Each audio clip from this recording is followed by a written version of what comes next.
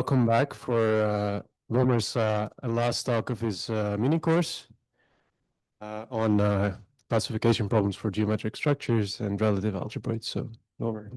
Thank you. Yeah. Let's say a few words about last time, what we did last time.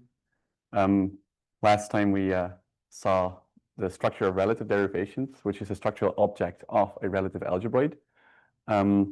I will recall the definition just in case. I won't go over the structure again, but it will pop up later.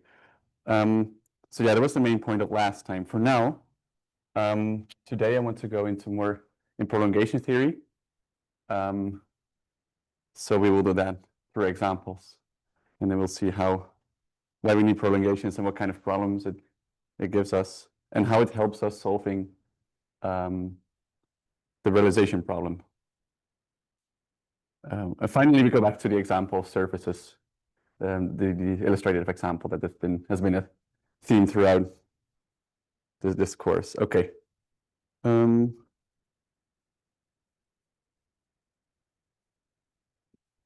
So yeah, to recall, a relative derivation is always relative to a map. So relative to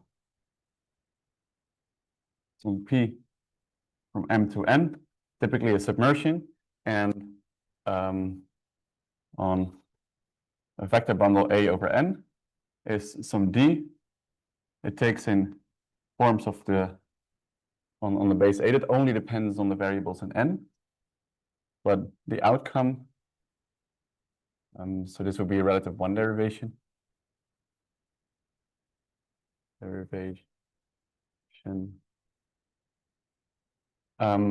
But the outcome depends on extra variables, the fiber directions of B, of P. And B is here the pullback bundle.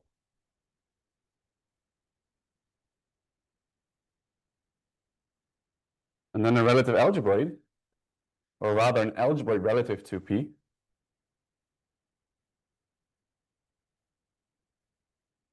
we have the ingredients. We have a submersion.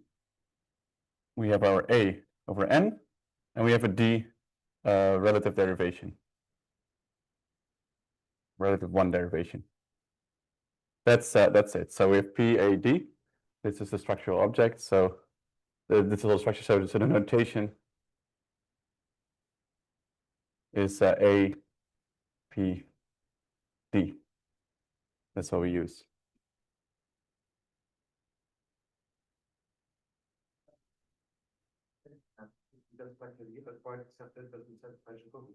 Exactly. Yeah. So if P equals the identity, we get something like a pre-algebroid. It's just a bundle with 1 derivation. 1 derivation. And if also D squared equals 0, which now makes sense because it's the identity. So we can identify this space with this space. Then we have a Lie algebroid.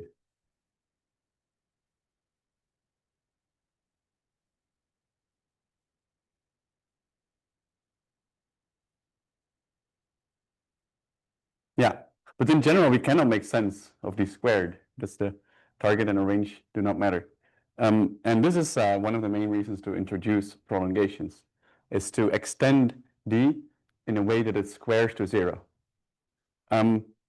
Yeah, and the process of extension and prolongations has been developed like in the 50s, 60s by the school of Spencer, Gieman, and yeah, still plays a role. If people study PDEs with symmetries, you need the prolongations to go to involutive systems. So let me start with an example from PDEs. So we have a U in 2 variables.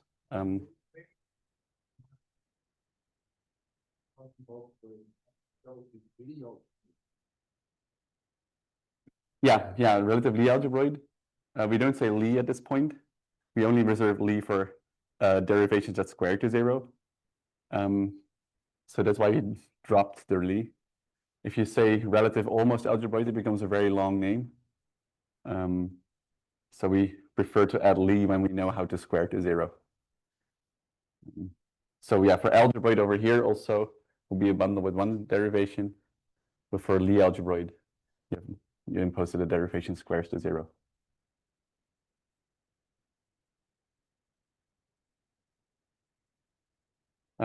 Yeah, let's start with a simple PDE. So we have a function in two variables.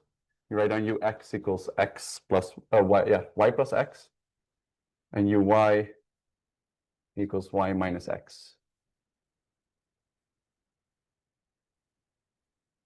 Can someone help me solve the system?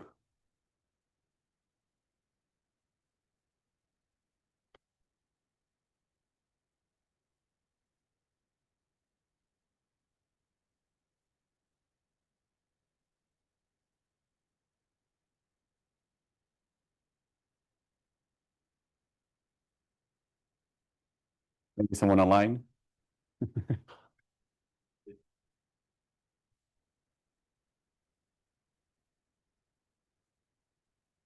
Yeah, that's definitely, like you need to look at the cross derivatives.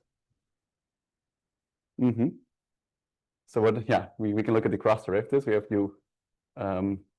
uy, ux, which would formally be uxy, right? Or should be, and this is 1. Whereas dx uy, that's -1. And these are not equal. So we cannot find a solution to the system. A different, more coframe way of phrasing this is you look at the warm form alpha plus ux dx plus uy dy. And solving this PDE is finding a primitive of this. Oh yeah, where these are like y plus x dx plus y minus x dy.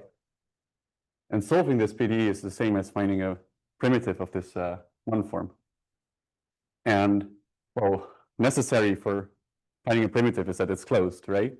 In this case, d alpha is not 0. And if you think about it philosophically, this alpha represents, I'm going to put this in marks, this alpha represents du, or defines, represents some sort of du. So now, however, this du doesn't, d of du is not 0 in this case.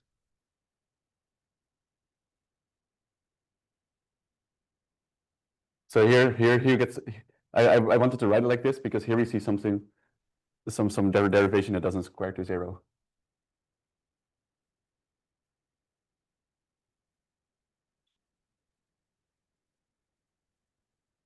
In the last talk, we also saw examples where we wrote a coframe problem, and from the coframe problem, we extracted their derivation by forgetting about the variables. The PDE can also be recast in a coframe problem, and that coframe problem we can also then translate to a derivation. So let's see what happens with this derivation that we get from the PDE. So first, the PDE is a coframe problem.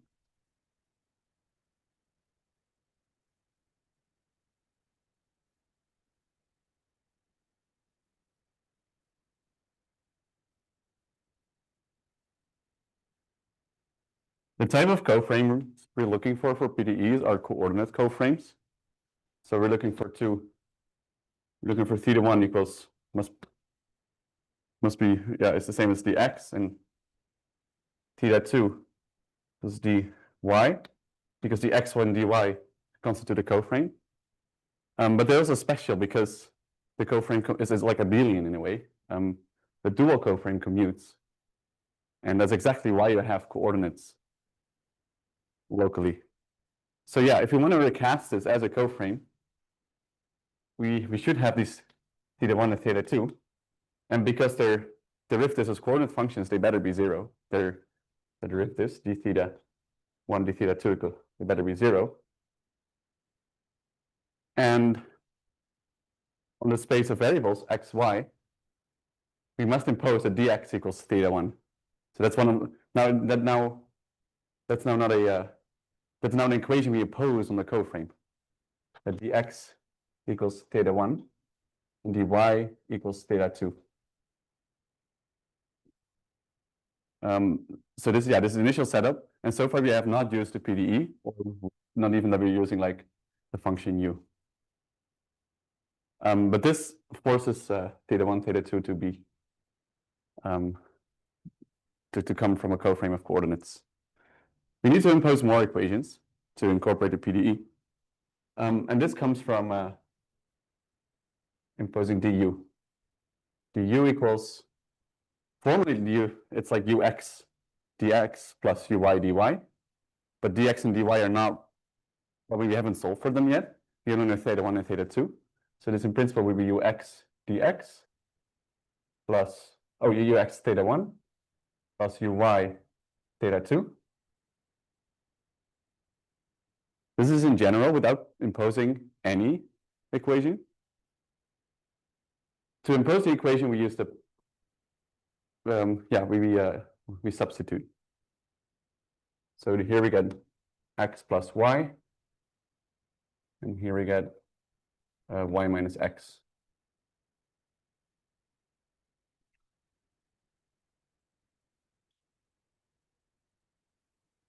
And now solutions of this coframe problem are locally in one-to-one correspondence with solutions over PDE. Yes?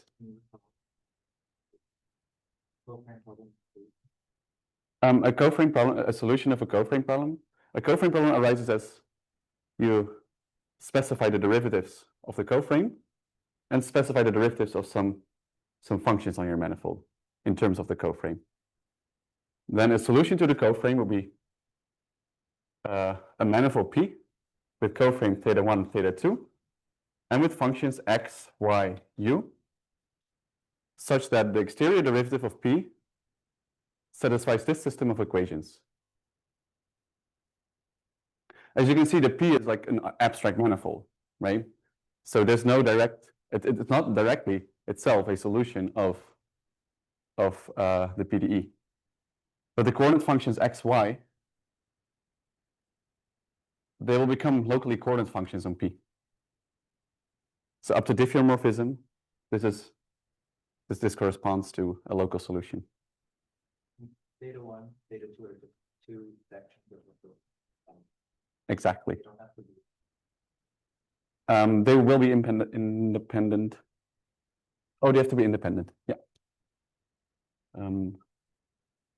Yeah, I've never thought about degenerate coframes. Could be interesting.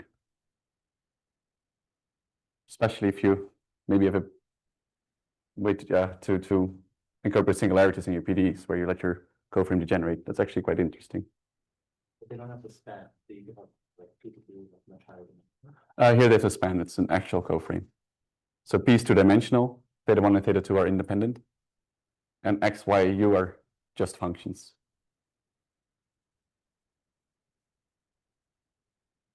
So what you've written there, that is a realization of this structure. Exactly. That's basically supposed to be an example of one of those. Uh-huh. And so maybe it would be good to say what is N and A and D. Yeah, I wanted to do that right now. We're going to translate this in actual derivation. And then we will see that the actual derivation, the square is this number, but then formalized. It's this object.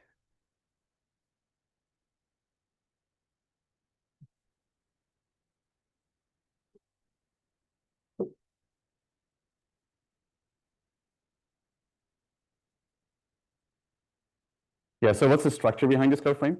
In this case, all the derivatives can be derivatives can be expressed in terms of the variables that we have over there. There are no free derivatives.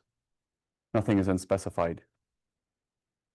So in this case, n equals m, and p is the identity. There's no free derivatives.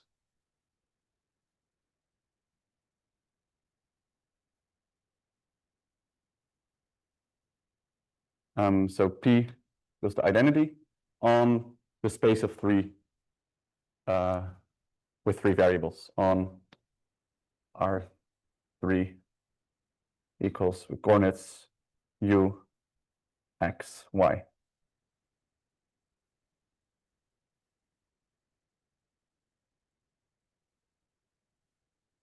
The bundle A is the trivial bundle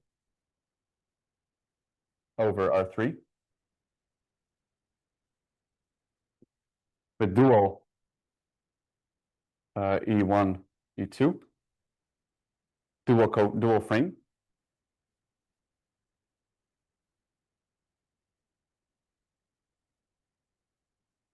And then the derivation is determined by replacing the exterior derivative with the derivation. Determined by, and then this. And now we're going to replace this by also the thetas.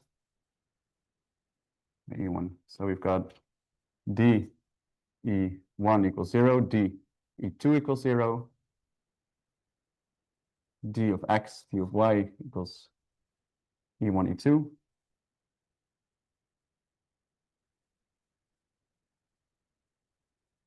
dy equals E2. And du equals u x plus y E1 plus y minus x E2. Sorry, would a realization then be algebroid map from the tangent bundle over map? Exactly. A realization is now an algebraic map from the tangent bundle to the manifold. To the algebroid that's here. Yeah.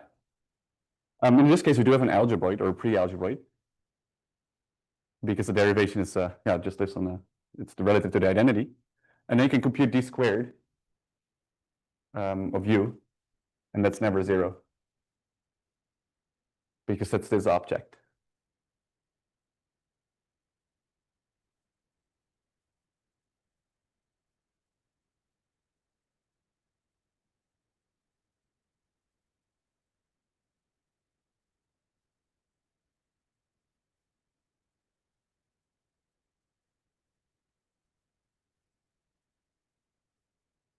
So here's where like higher order consequences appear only when you go to the second derivative or when you go to prolongations. Maybe it's also cool to do a PDE where it does square to 0. So you get like a Lie algebroid, what kind of Lie algebroid it is. And then to do PDE where it's relative, where the system does not close up. So in this case, this would be an overdetermined PDE. If you want a PDE in solution, in involution, or a determined PDE, let's look at u, x. We need something that whose cross derivatives are the same. Let's just keep it at ux, uy equals 0. Or you could do a constant too.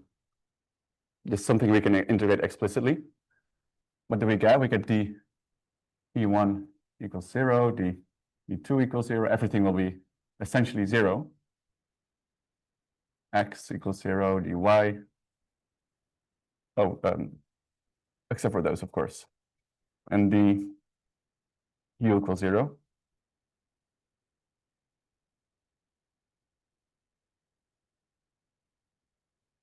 So now we have an algebroid, R2, over R3.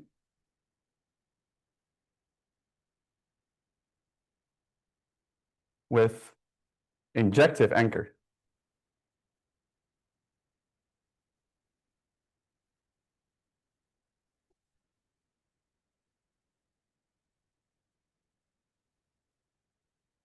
Because these equations determine the anchor. Anchor is like rho of E1. There'll be dx. And rho of E2. Yes. Yeah, very good. Equals dy.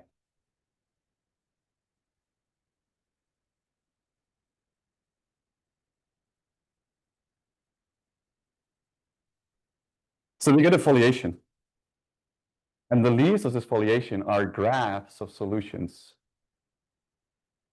leaves equals graphs of solutions.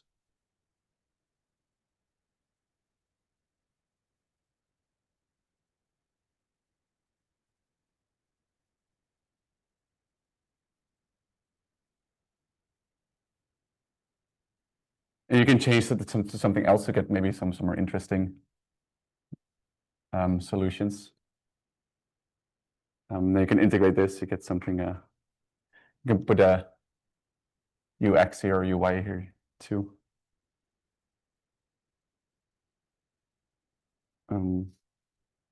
Yeah, they get some more interesting graphs, but the principle is the same. Now you have leaves, and each leaf is a graph of a solution. So if you want the complete solutions, you compute by completing the leaves. It's the same. It's a very similar anchor. In this example we have. Let me use a different color for this example. We have rho E1 equals dx plus x plus y du. And rho of E2 equals dy plus y minus x du. So we still get a distribution, but it's not an evolutive distribution. So there are no graphs. They're one-dimensional solutions, if you want. They're integral curves, tangents to the distribution, but there are no planes. Still realizations.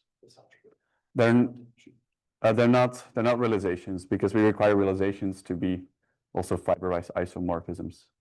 They will be algebroid morphisms. They will be like A paths. But for every distribution, you can look at A paths or a path tangent to the distribution. It does always exist. There's no integrability there. But we can never find tangent planes to the image of this anchor because it's not evolutive.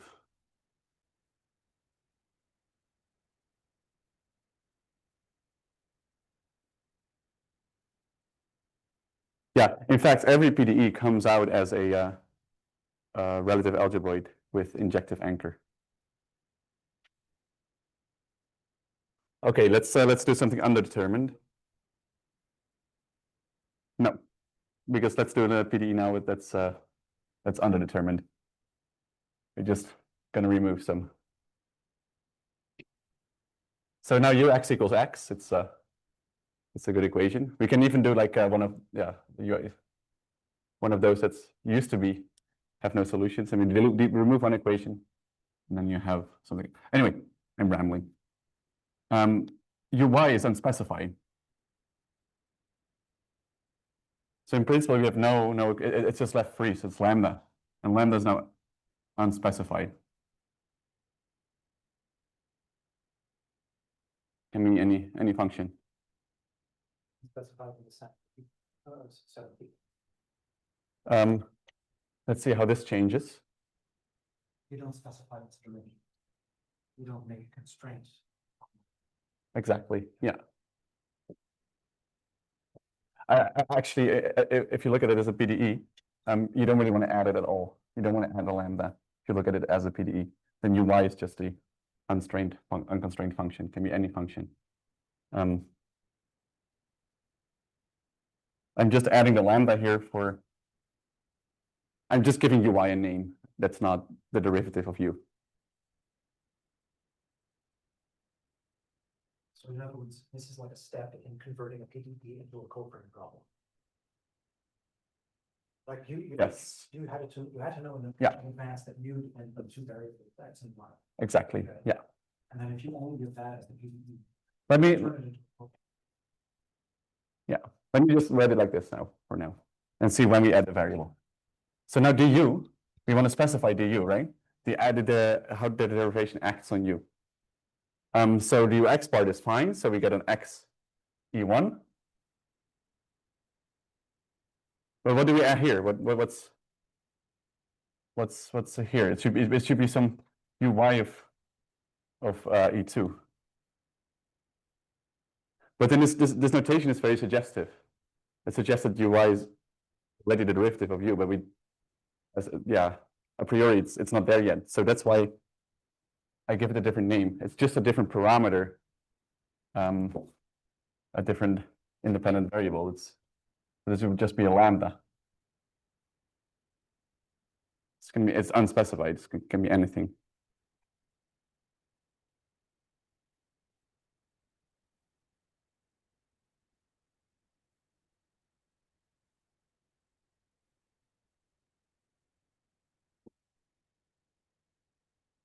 Now we can look at the structure that's underneath it.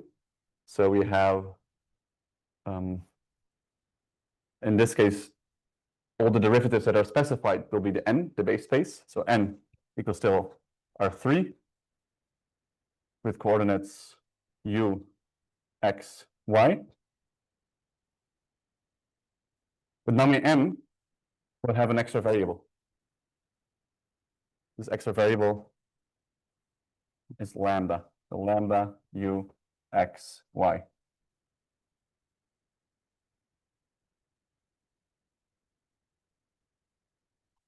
The vector bundle A is still the trivial bundle R2. That doesn't change to n. And B is also the trivial bundle.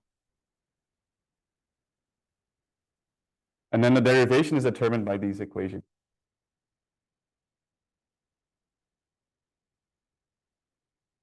Yes. B is the bundle over M or N? That's M. Yeah.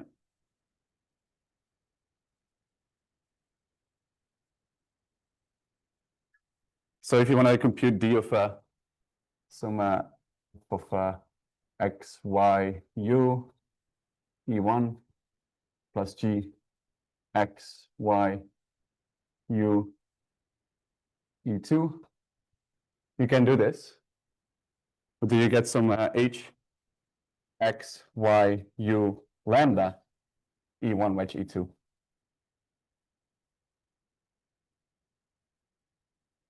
Because every time you take the derivative, you get like expressions like df du times du, which will add a lambda.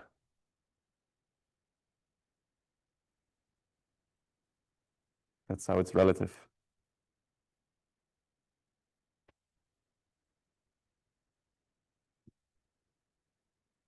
So you can think of this derivation too as, it's not a derivation that adds where you gain extra variables, but it's a derivation that's only defined on functions, or only defined on these kind of forms that don't depend on lambda. So in a way, it's like underspecified or incomplete.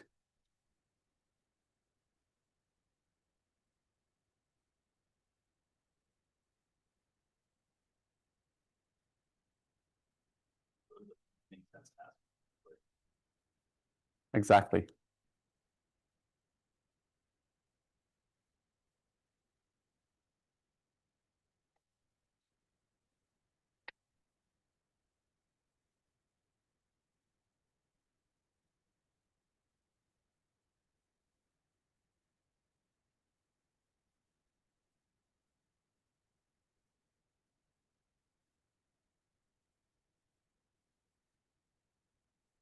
Okay, good. So this is all from PDEs. And we need to go to prolongations. And first I'm going to tell you what a prolongation is and how it helps us completing the square. And then I'm going to go to examples of how to compute these prolongations.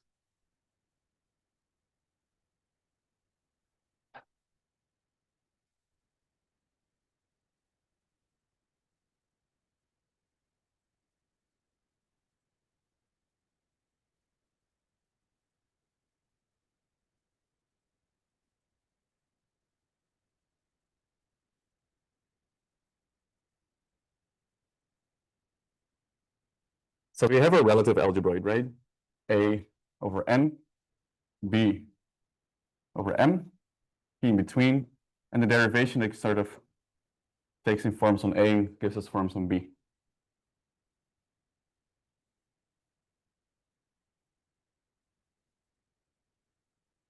So A, B, D equals relative algebroid. And a prolongation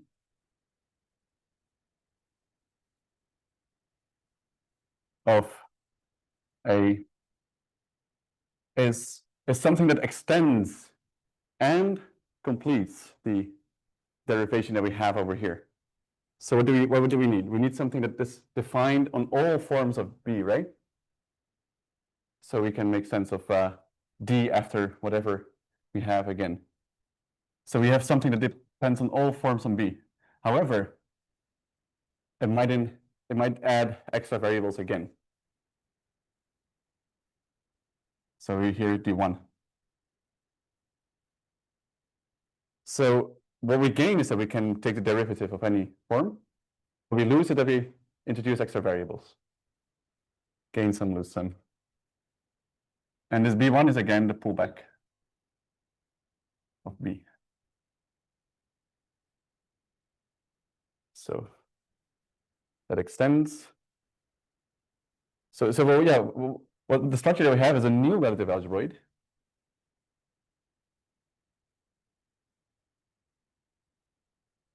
Now with the base B, P1, D1, that extends.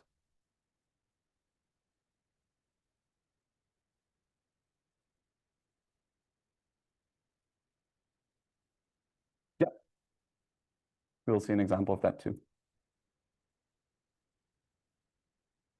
That extends. So D1 after D equals 0.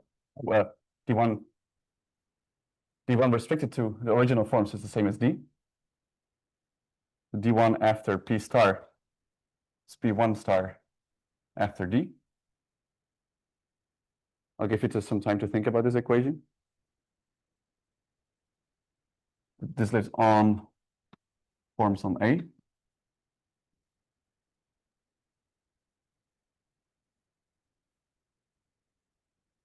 So if you take a form on A, we apply D, we're here.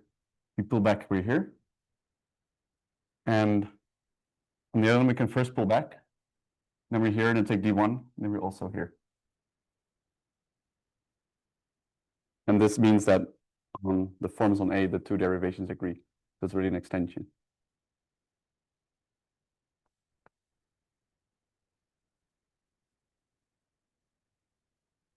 We also wanted to complete D. And now we use D that we can actually take this consecutive composition.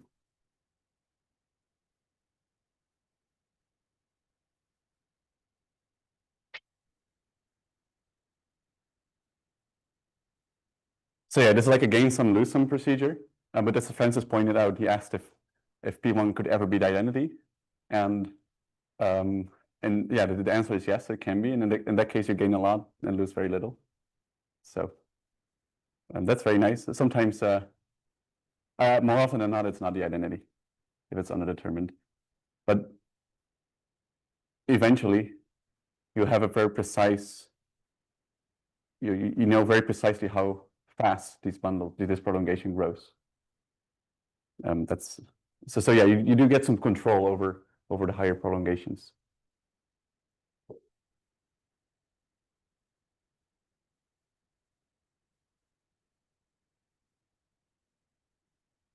Okay, so you saw PD examples, prolongations. Let's do a PDE example. The first PDE example, a Lie theoretic example.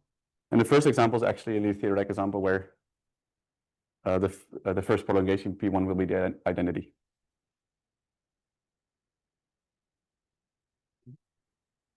Is it like choice, or is it sort of sure?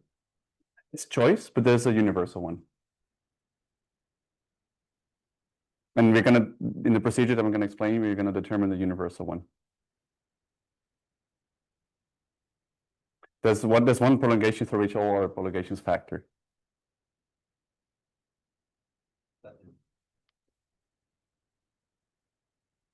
Also completeness.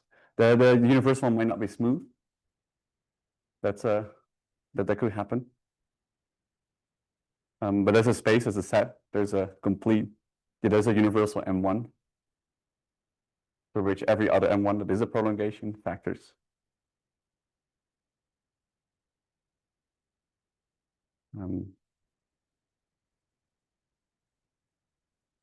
It's also universal, like there's also universal extension, and the universal completion sits inside the universal extension, and any other extension is a completion if and only if it factors through the universal completion. To mention this, maybe you recognize, right? And a lot of this. I mean, you can talk about derivations of the algebra, but you can also talk about derivations of the module over algebra. Yeah. In that setting, okay, it doesn't make sense to square it to zero, but that's what I could imagine doing. Yeah. Module of algebra, there's some universal thing. I think so.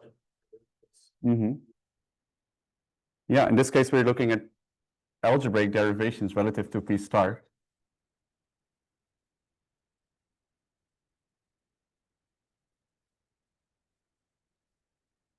We're looking at derivations relative to P star. This could be any graded algebra map. And you can think about derivations relative to any kind of map that preserves your algebraic structure. You can define it. I don't know always, because this one is very special in the sense that it comes from a bundle that's like a fiberized isomorphism that seems to play a role in the story of this universal object. I don't know if it's not like a fiber coming from a fiberized isomorphism. I don't have intuition of what this universal object would be. So yeah, that's as far as my algebraic understanding goes.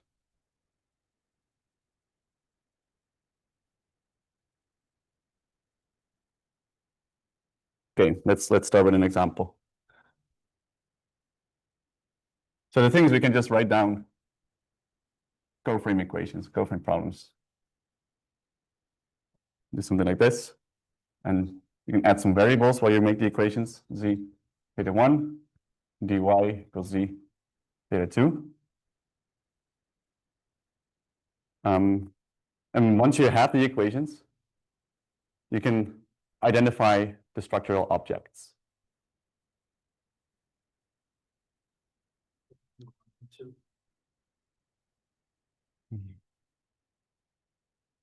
Thank you.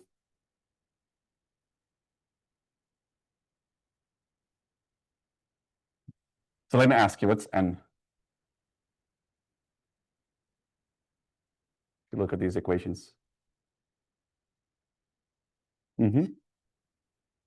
N is the coordinates x, y. And what's the submersion?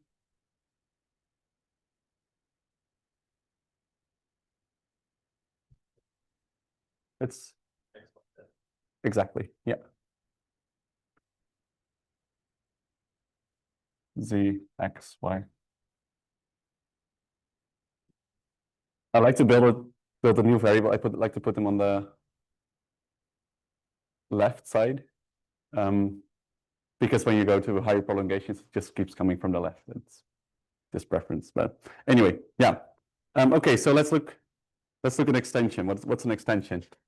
We have to specify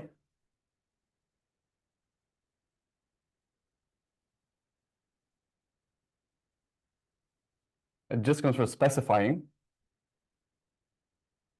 dz. Because it's an extension, if you restrict to any of those, it has to be the same as d.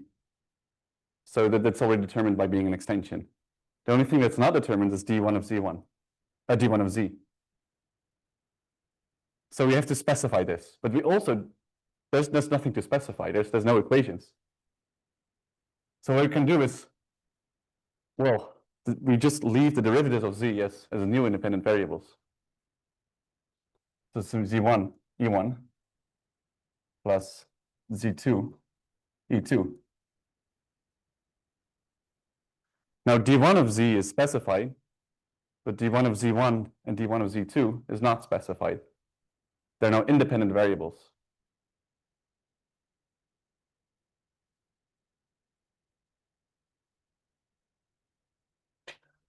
Actually, I want to move this to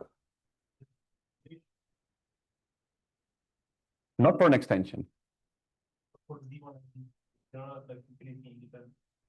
D1, let me read this. I'll get back to you.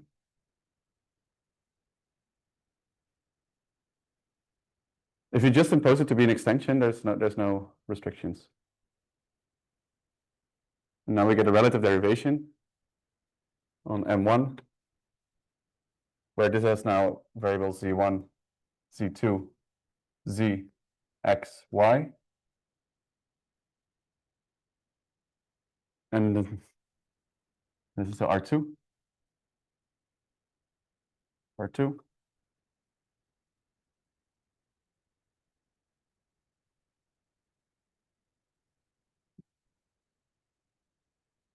This perfectly defines about the derivation. So I mean, if you have, so you have dx equal to z d1. If you take the d1 of both sides, then there should be some relation, right? Because we want d1 d0, right? Oh, yeah. Well, if you look at completions, yes. Okay. Because then d1 after d is 0. Exactly. But for extensions, it's so flexible. I mean, you can just define a relative derivation that extends it. But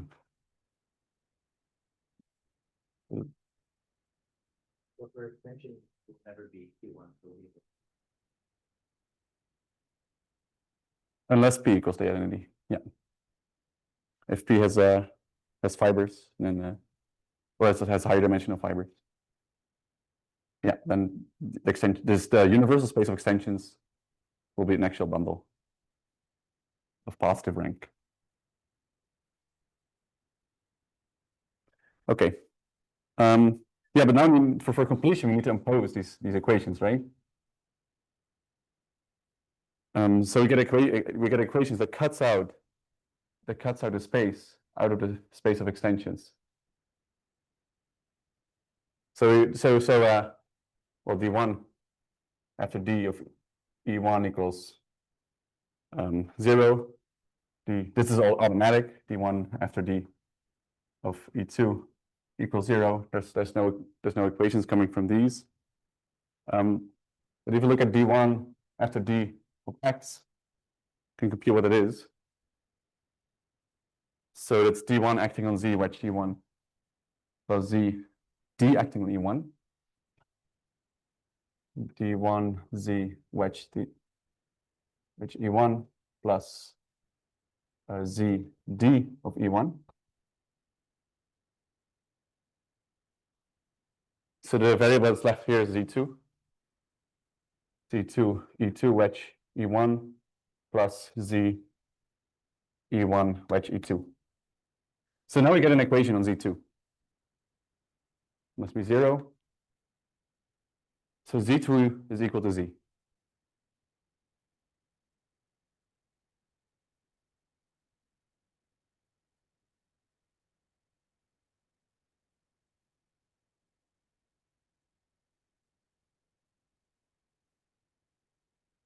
That's one equation. The second equation is d1 after dy equals 0.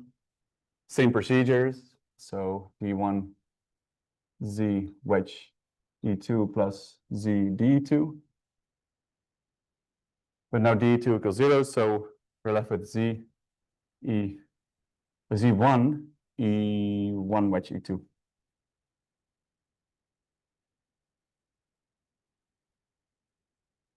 Equals 0.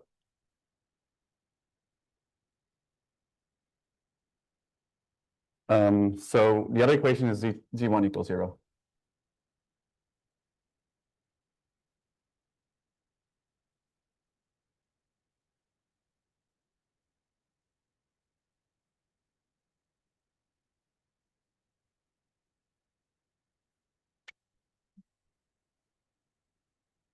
So for the prolongation, now I'm going to use blue. we have to impose these equations and put them here. So the Z1 becomes 0, you just have E1. And then the Z2 becomes Z, so this is Z E2 for the prolongation. And as you can see, we started with the relative algebroid because this was an unspecified variable.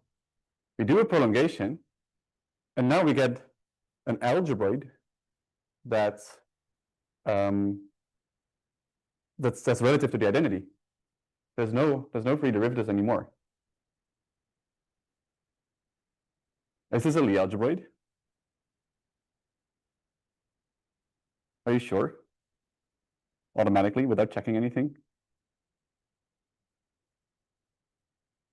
Have we checked have we checked everything?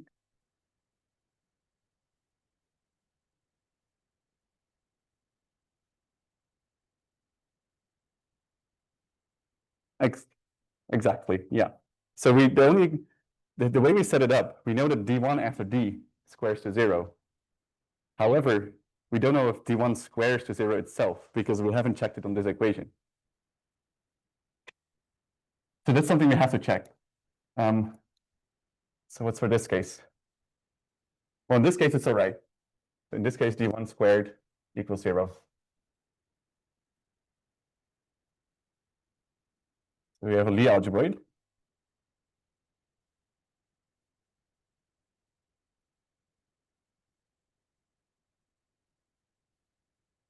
R2, and it'll be an action algebroid of the non-abelian Lie algebra on R3.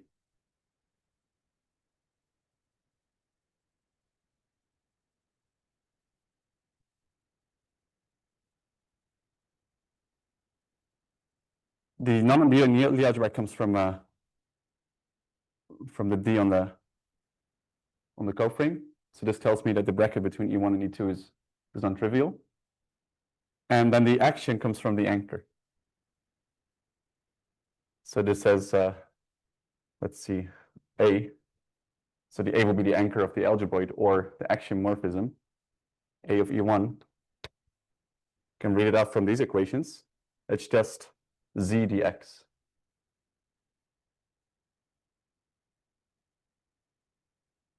And with A of E2, that's Z dy plus C dz.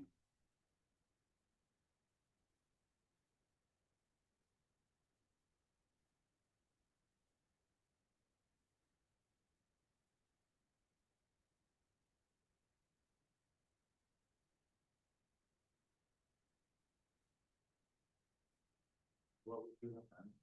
Very important. That's my next example.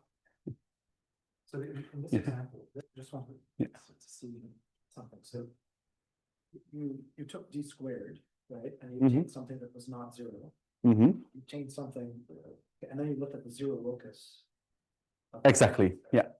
So this is very similar to things that Francis was telling us in his talk a couple of months ago, right? Where you have this infinity space, where you have a section, which is the curvature section. And then you look at the 0 section, the 0 set of it, that's the derived manifold. And it's exactly like this. So, so it could be that those equations define a singular locus. Exactly. A singular submanifold of Mhm. the original. Exactly. algebra. But in a way, you're giving a tool. You're giving us this tool to study that singular Lie algebra. Like if it was singular, then we wouldn't want to restrict our attention to that because it's singular, right? But we can Exactly. still look at the ambient space, work with the prolongation. In a way, it's like a resolution of that singular. Yeah. It's very interesting. Yeah.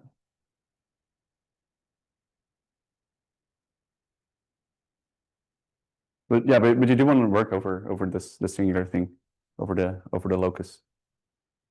Because outside of the locus, there are no there's no Lie theory, there's no realizations.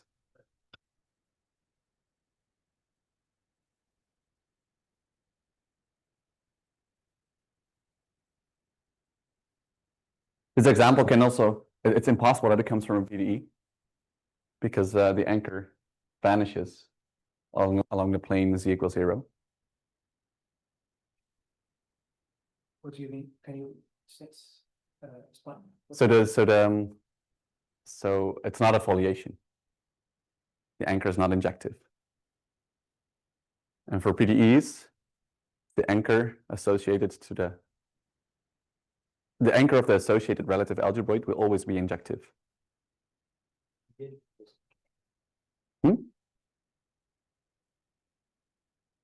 This example? No, he didn't. No. He didn't. This is a new example.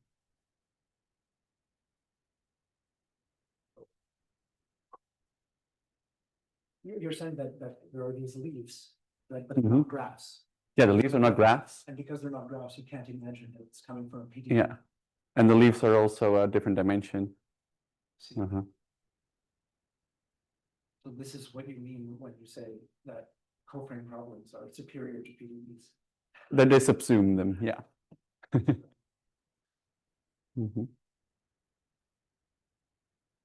I think it does come from some PDE with symmetry. You can always convert a coframe problem to a PDE with diffeomorphism symmetry by adding even more variables. So I mean, in a way, they're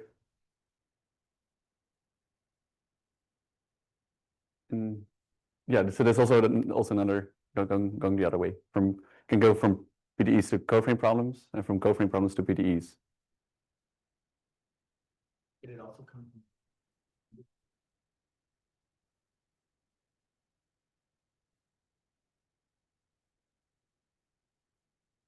In the sense, like for example, Can. d by dx, you could have something like x d by dx. Yeah, I think it can. No, not directly. No. It would be even for singular PDEs. If you translate it directly to a coframe problem, then like using the explicit functor that I gave examples of, it will always be the anchor will always be injective.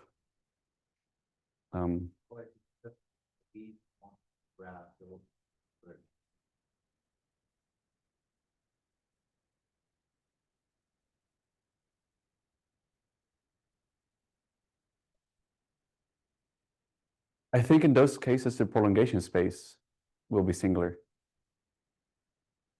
I'm not sure. I think it goes more in that direction rather than the graphs being non-singular, because the graphs are literally just graphs of solutions. I think when you go to a prolongation space, you get non-singular things. The prolongation space might not be a bundle of constant rank, for instance, because along the space where you have a singular, where if you have x dx and along x equals 0, you have more directions. I think that's my intuition. Would it be I need realization for this example would consist of?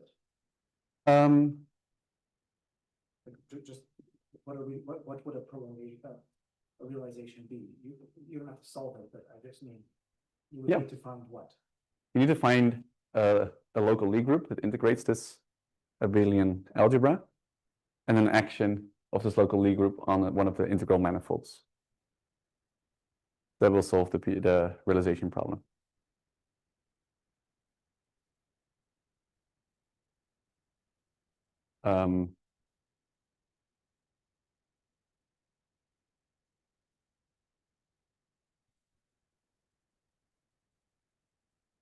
Yeah, let's see. That's the philosophy. So it's a source fiber of the groupoid restricted to a Lie with the Maruka-Tam form. That's the action. To make this explicit, you have to choose a base point.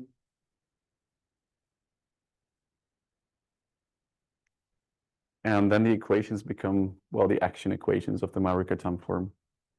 I think I have to sit down to make this very explicit if you really want to translate it to groupoid and group language.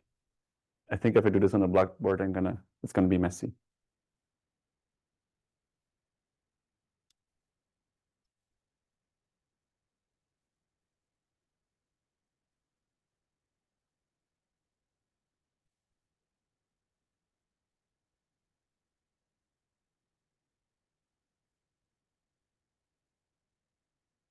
I did not need to erase this because are there more colors than blue and orange, or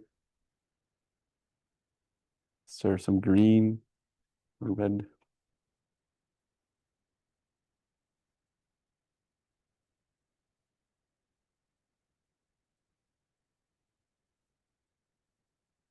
It's not crucial. It's not essential, but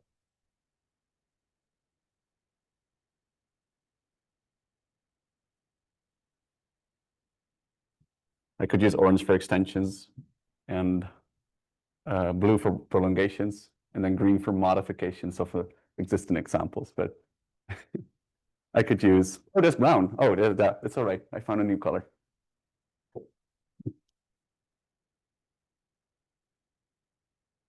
Okay. Brown is a modification of this example. It's actually, I would say the generic example would produce something that doesn't square to 0. So we can just add a term. I chose this term so the computations come out nicer.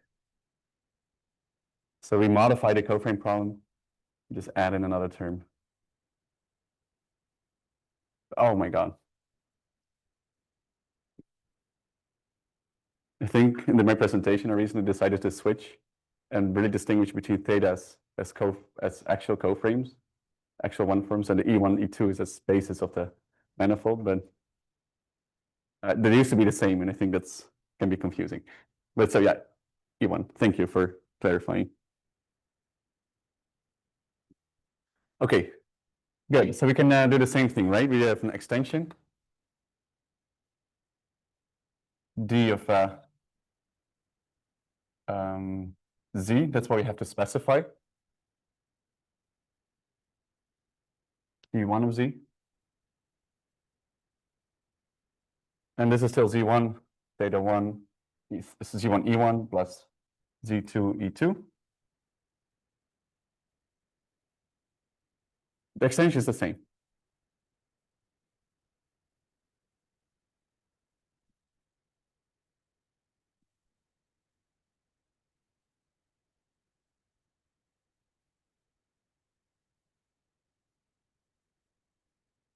And then for completion, we have to impose this equation. So d1, e1, 0, these are fine. It's a two-dimensional algebroid. So yeah, for dimensional reasons, there will never be equations there. So to look at d1 after d of x, and that also doesn't change. So that's d1 z wedge e1 plus d plus z d e1. So we get z2 e2 wedge e1 plus z e1 wedge e2 equals 0. So again, z1 z2 equals z. That's because we did not modify this part. For d2, for y, d after dy, now there is some modification going on. We've got d1 z wedge theta wedge e2 minus d of this, which is now a e1 wedge e2. So this is z1 e1 wedge e2 minus e1 wedge e2. So the equation now we have is z1 equals 1.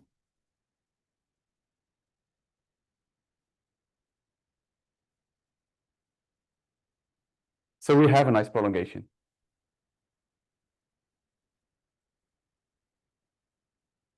Where z1 equals 1,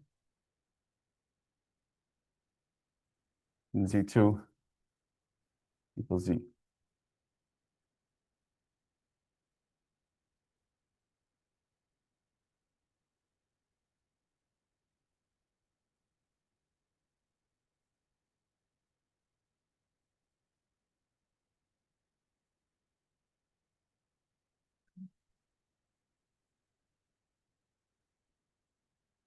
But this is still a prolongation because d1 after d equals 0.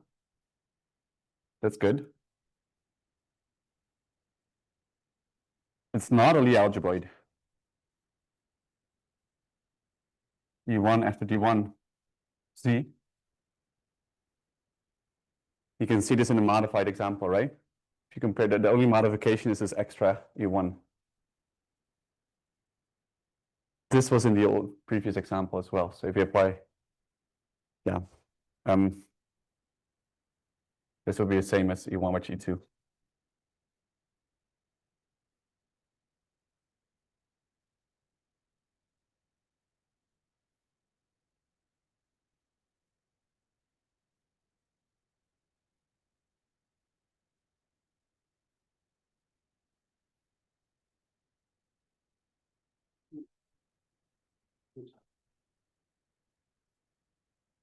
Um,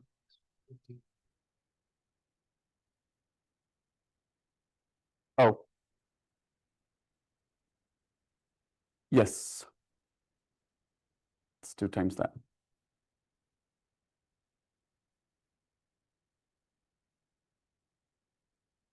I wrote non-zero in my notes and was looking here and then, okay, maybe it was that. But yeah, the dz also gives us another E1 with E2.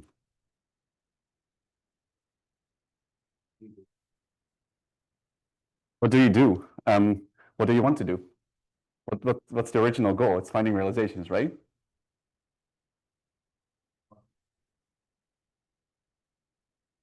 This is another kind of stuck. This is an obstruction to existence of realizations. So this tells me that over the locus where this, over the set where this does not vanish, we cannot find realizations.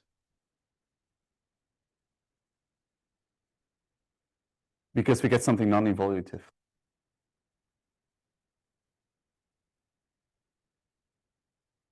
We get a distribution that does not, a singular distribution that's not involutive.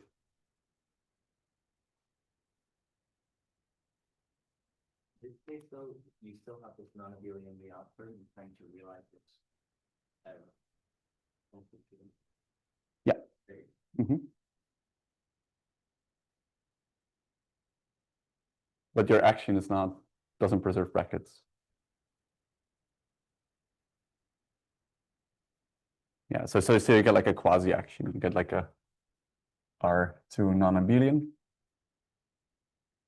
acting on R3 with XYZ.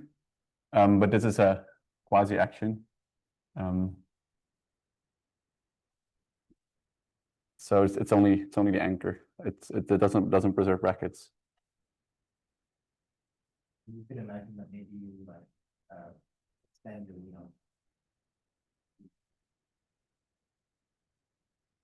Would that work? Let me think. This tells me that if you take a bracket of E1 and E2, it has a DZ component.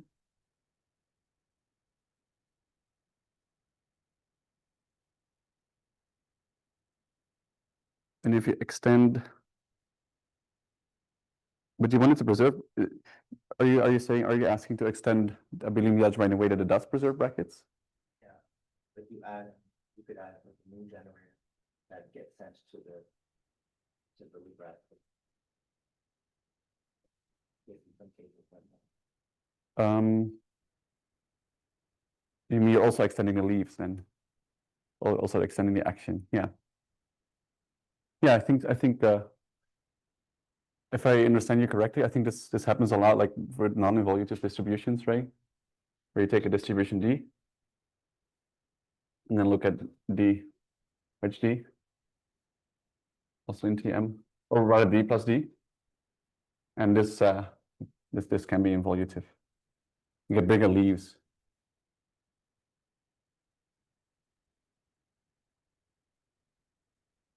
If you're lucky, if this is involutive, you get bigger leaves, so you extend your D to this bigger distribution, this derived distribution, yeah. Yeah, I imagine there's a similar procedure here. Or you can at least do try to do analogous things. Never done it, would be interesting.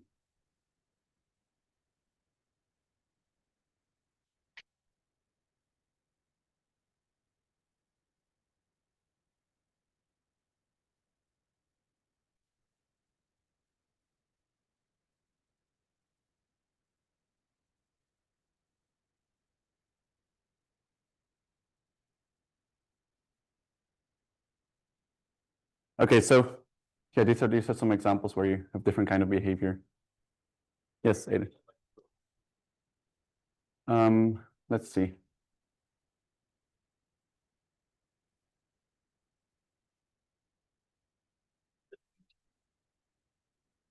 Let's see. What variable do we need to specify the d2 over? Everything's determined here. Yeah, this would be an overdetermined system. Yeah, I've given you mostly these kind of finite type examples because then you get a geometric interpretation. There Mhm. are Generically, you would have to keep doing it because these are rather special. Wait, if it's overdetermined, you probably don't have to add variables, but it generic does not square to 0. If it's underdetermined, you typically have to add variables always. So the special case is when it's overdetermined and you get something that squares to 0. That's very special.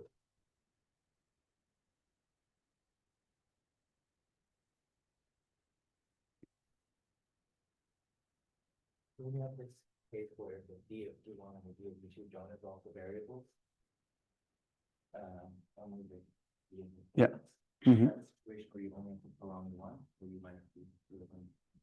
That has nothing to do with the I could add any function here. Sometimes No, I mean, if you assume that that like the bracket is independent, so that it's an action of the Lie algebra. no, that has nothing to do with the amount of prolongations. Let me modify this example again by making it underdetermined.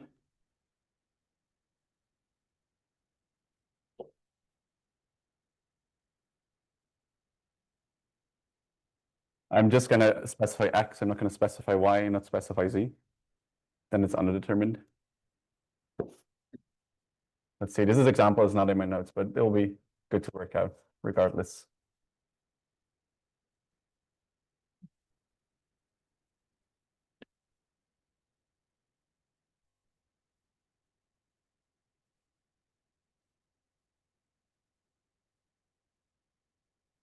Is already underdetermined. Let's just add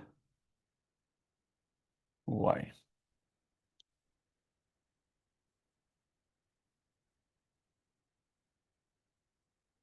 I'm pretty sure this will underdetermined, but we'll see. How I think we can explicitly solve this too. Okay, what's the n in this case?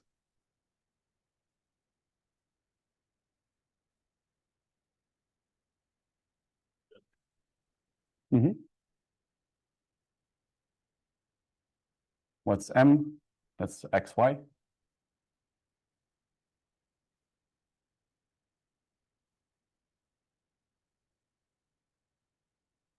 Still have a two-dimensional one.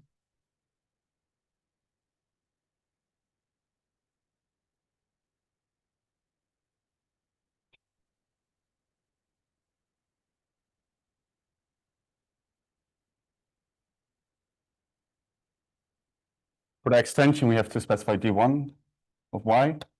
That's some y1 e1 plus y2 e2.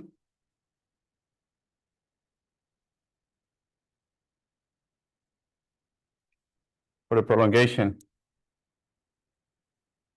d1 after d x equals d1y wedge e1 plus y e1 wedge e2 must be 0.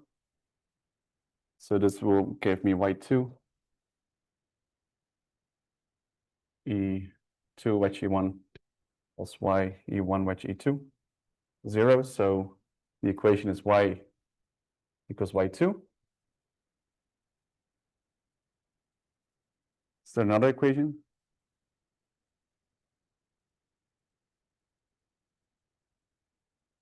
We've had everything, right? So for the prolongation, this will be y2. Oh, this is y2 will be y. And y1 is just unspecified. Y1 will be the new variable that's undetermined. So we got m1, r2,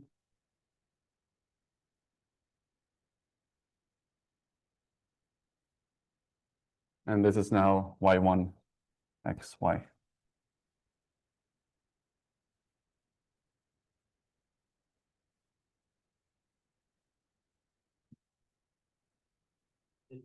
Is it clear just by looking at this that this isn't one of those like finite type examples, and so we just would never stop with the longest or? Yeah, it's true that this one never stops when prolonging. Let's see if there's an intuitive reason for this.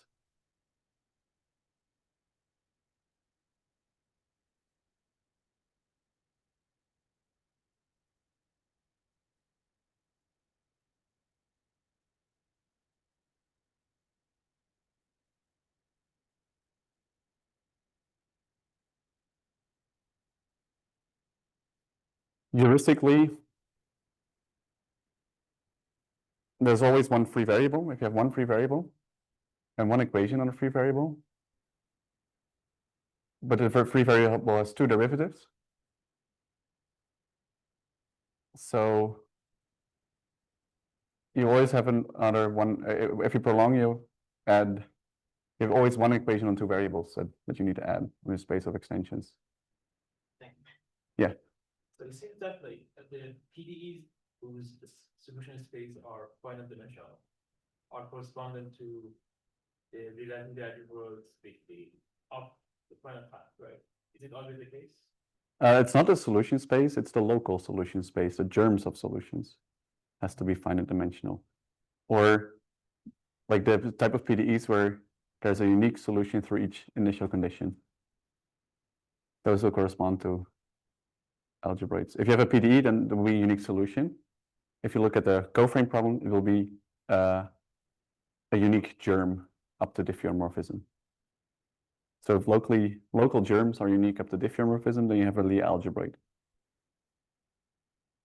You know, like in the example of constant curvature metrics for your but for each curvature you have unique germ of metric with constant curvature. They're all locally the same.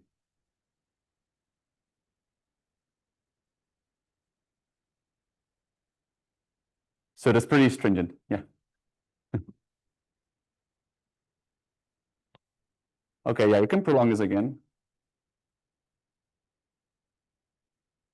So yeah, d2 of y1 equals y11 e1 plus y12 e2.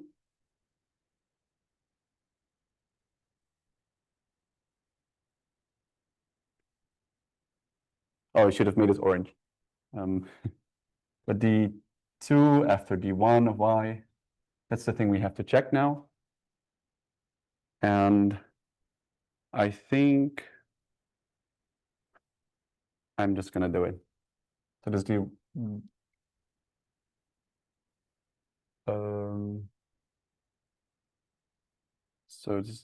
so that's d1 of y1 wedge e1 plus y1 wedge y1 times de1 plus dy wedge e2 plus y of de2, that's going to be 0. So d1 of y1 wedge E1 would be Y wedge E2, Y E2 wedge E1, Y1 of GE1 will be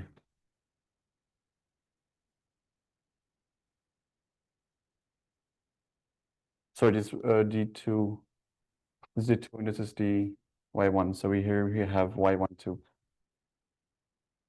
Oh, Y1, and here we have Y1 2. This is dangerous to do these examples on the blackboard. Y1 2. D1, yeah. You only have to check one equation. In this case, yes, because we are so it's set up in coordinates. D, where was I?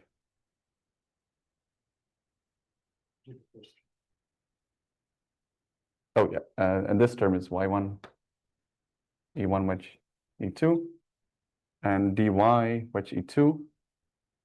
We only so we could be Y1, E1 wedge E2. And this equals 0. So what's Y1 2? Equals Y1 plus, are they both Y1? Yeah.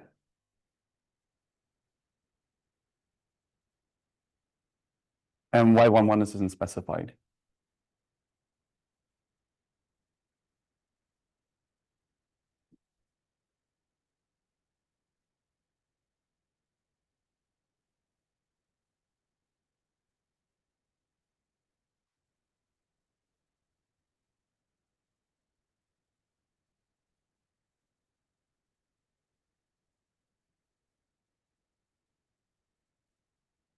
I don't think it would be too hard to sit down and find a pattern for the general prolongations. I suspect it's something Y1, you get Y1, Y11, and Y.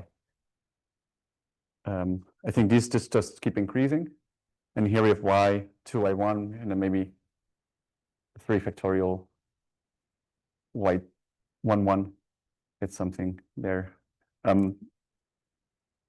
think if you sit down, you can find a pattern.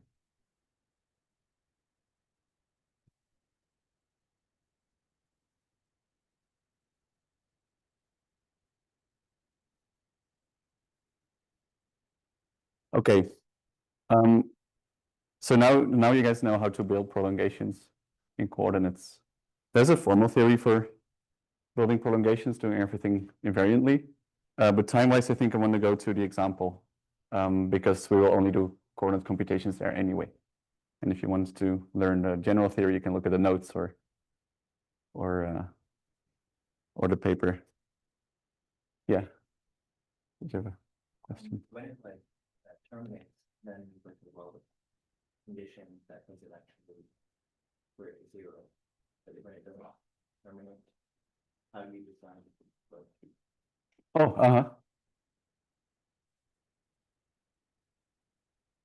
yeah, that's so the procedure I explained is to find M1, the first prolongation. So maybe just write the definition. So for terminology, so a relative algebroid PD is one integrable if M1 is smooth. I'll leave it in the open what it is abstractly, but I think you have now an intuition how it is defined. And so we get a new algebroid, B1 M1 B over M D1 A over N D, and it is K integrable if BK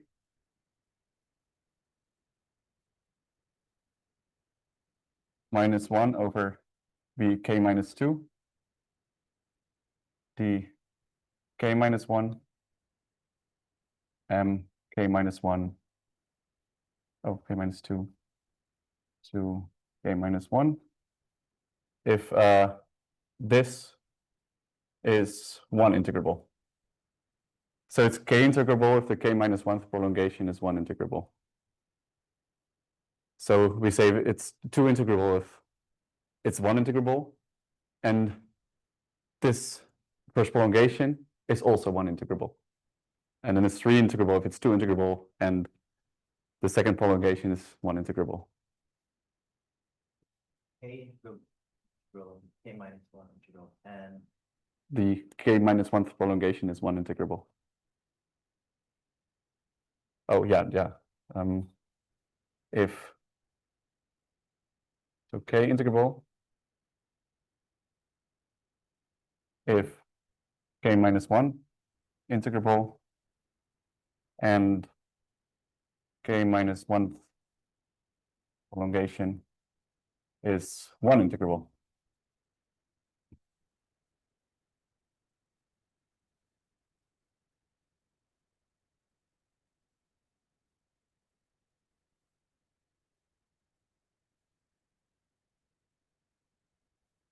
There's a theorem that and it is formally integrable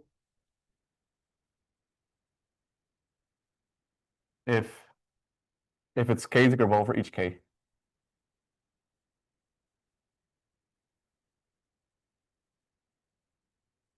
And that's what you have when you have this infinite sequence. We can always build this prolongation.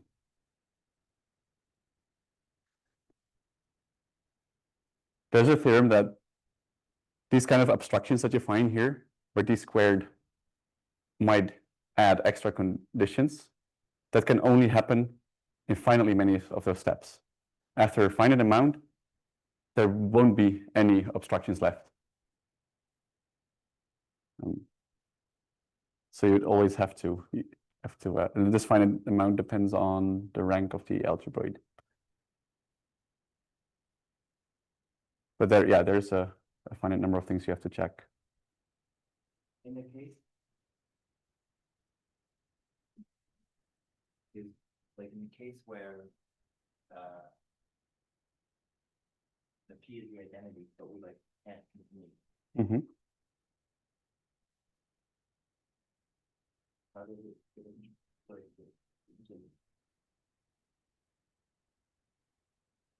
It won't be 1 integrable. That's it. Wait, yeah, it won't be 2 integrable. So in the case that we had where we could find the prolongation, but the prolongation d1 squared did not equal to 0. In this case, we were starting here. We could find the prolongation, so it was 1 integrable, but the prolongation did not have a prolongation.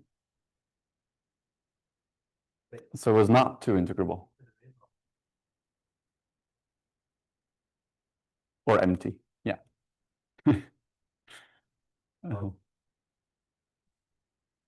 Yeah, there's always a universal extension. There's a procedure to find a universal prolongation, but this might be empty. It might also be a smaller set. Yeah. Oh, and often we require plus P1 from M1 to M the submersion, surjective submersion. To get a an algebraic relative to submersion again. Yeah, sorry, these are some details that are actually quite important. These are regularity assumptions.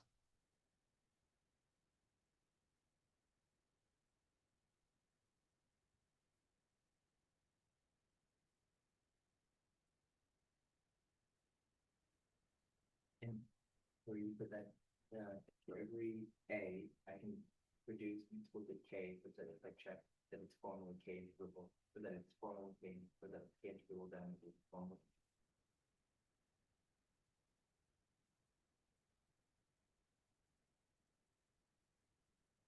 Yes. Yeah, for each algebraic, there's an upper bound on how many times you have to check one integrability. You just don't really have much control on where this upper bound is. There are techniques to like involutivity. You can check like with just linear algebraic conditions. You can check that one integrability implies formal integrability. There's linear algebraic conditions. There's some computations. It's a little stronger than being two integrable.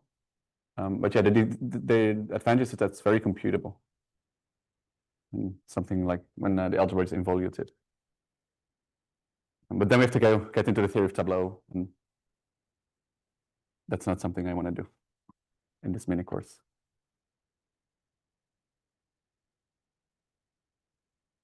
So next thing, I don't know if you're maybe heard of Goldschmidt's formal integrability theorem. There's an analog for that, or extension to relative algebroids. And then it's just you have to check one integrability, and you have to check involutivity of a tableau, which is a linear algebraic condition.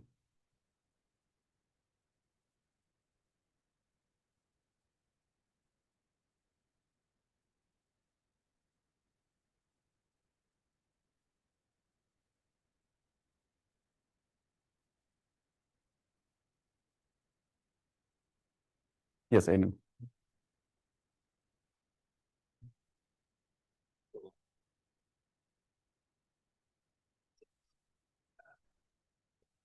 Like the jet space is. Mhm. Yeah. They're like that relative notion metric. So these are like functions. Relative to point specified by the.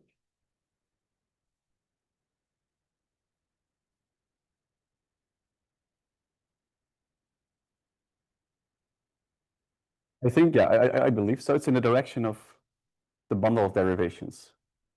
I think it should be, I think it should live as a subspace there. So we say on we have the bundle of pointwise derivations on B over M. And this will be the analog of the first jet of the relative algebroid.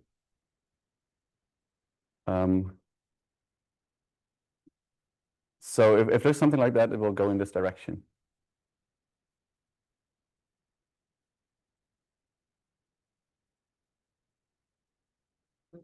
There's half an hour left.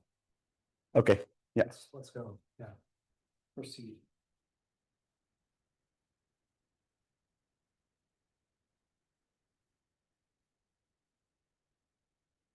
Okay, so if in the case it's formally integrable, that's when we want to call it a relative Lie algebroid for the following reason. We start with A for N, B over M, and we've got all these prolongations sitting inside a tower.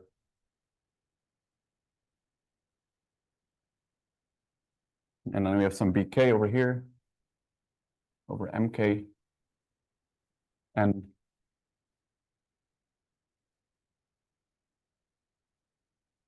we can look what we have in the profinite limit.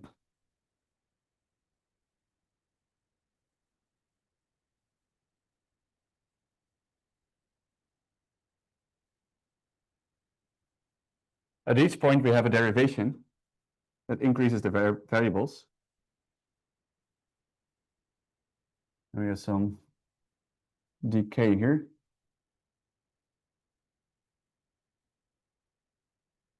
So no point this derivation will be an actual derivation on a vector bundle.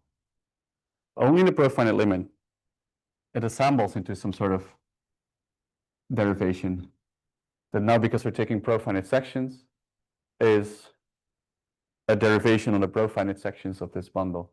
But this bundle is rather special, right? Because B was the pullback of A, and then consecutive B1 is the pullback of B. And BK is the pullback of BK minus 1.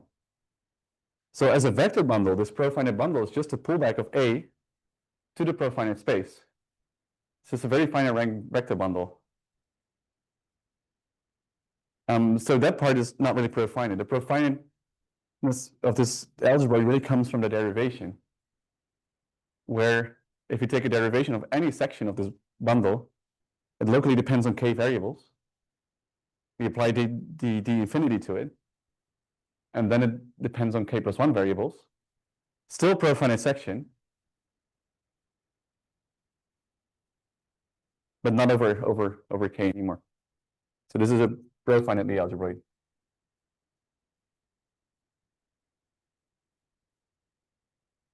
With the term profinitely algebroid, you can think there's also a notion of a profinite object in the category of Lie algebroids, which means you have like a whole sequence of actual Lie algebroids.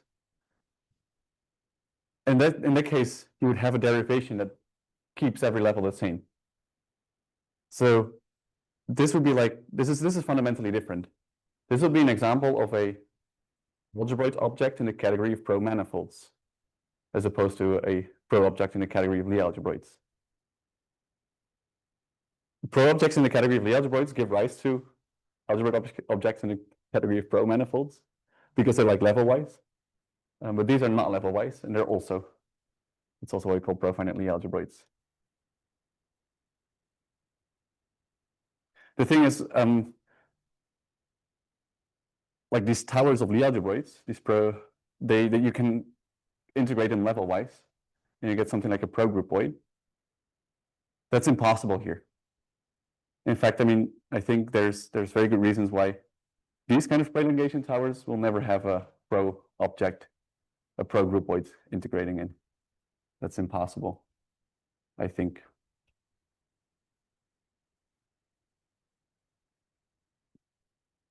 It's the groupoid is of an entirely different nature. In the example you did with those forever would be you want an actionable group. Accountability to group that Mm-hmm. involved. Yeah. I don't think it can act on a pro-manifold. Yeah. Not as a group, it doesn't. No. In a way, what you're doing, you're integrating some polynomial. And if you integrate your polynomial, you get an exponential.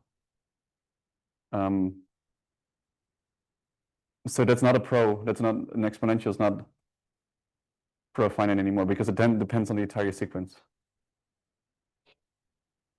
This is a vague analogy, but I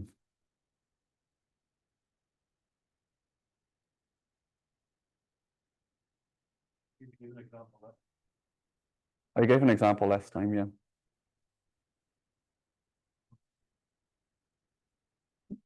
Mm-hmm.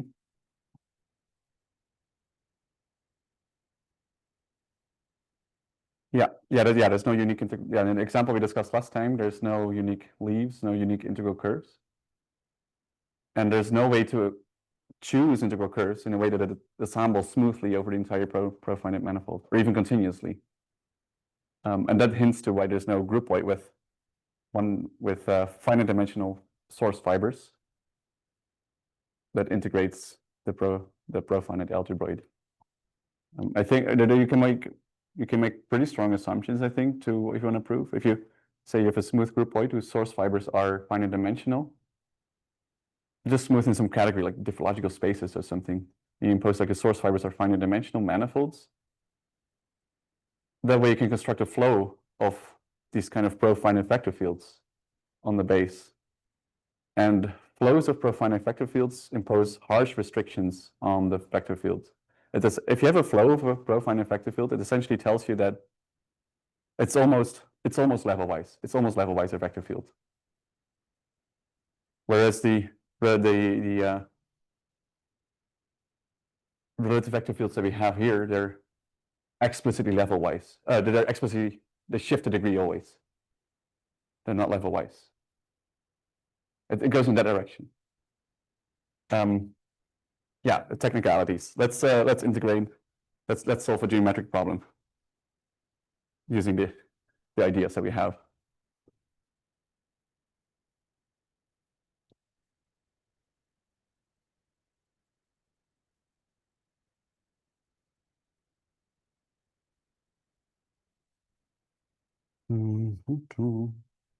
Oops. So example of manifolds with gradient of the curvature is norm 1. Revisit it.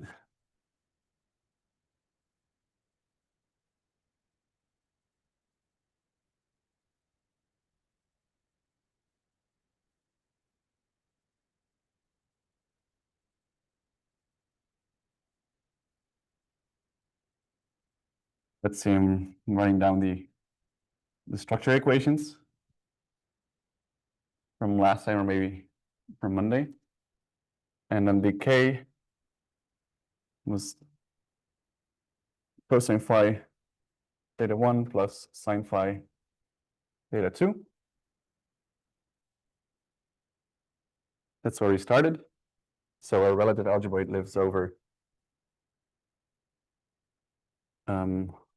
R with coordinate K, R3 bundle, R3, and here if R cross S1 with coordinate K phi.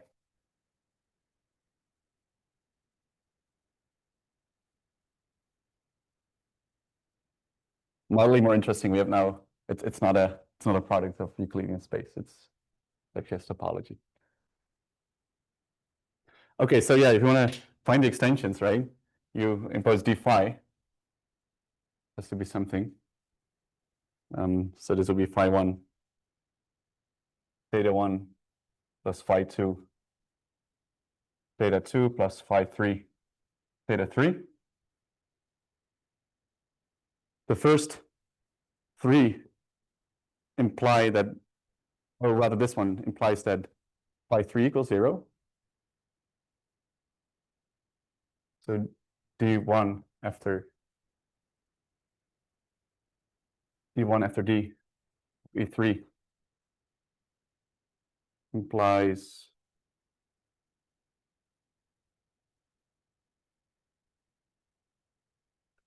never mind.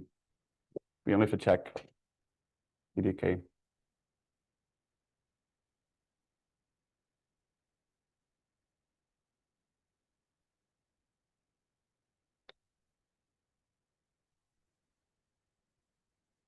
This implies two equations.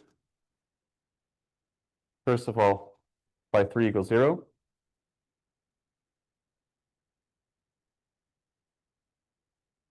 And I think for time reasons, I'm not going to do this computation. I'm just going to tell you what the d1 of phi restricted is. It's going to be negative e3 plus some c1, some new variable of d phi dk. And this is shorthand notation for if you take this form and you take its phi derivative. So shorthand d phi dk equals negative sine phi e1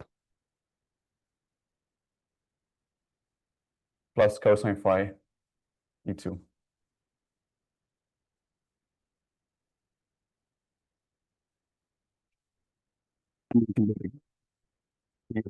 The 2 of c1 equals, and then you get negative c1 squared plus k dk plus c2 d phi dk. That's another prolongation. So you get a new variable, and it goes all the way in d k plus 1 of ck. That's some polynomial f of k c1 ck dk plus c k plus 1 d phi dk. And you can find explicit formulas for this polynomial.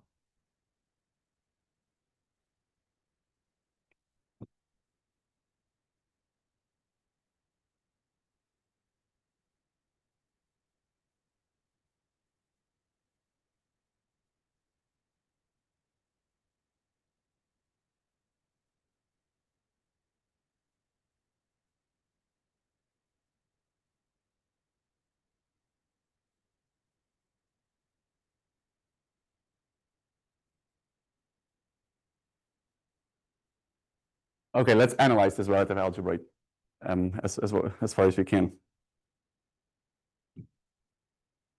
The profinite algebroid, I mean, because this derivation encodes a profinite algebroid. We get R3 over what's the space over, well, power series in CK or formal series in CK. So that's R infinity cross S1 cross R D infinity. And the coordinates here are C infinity, phi K. And C infinity is my notation for the whole sequence, CK, K.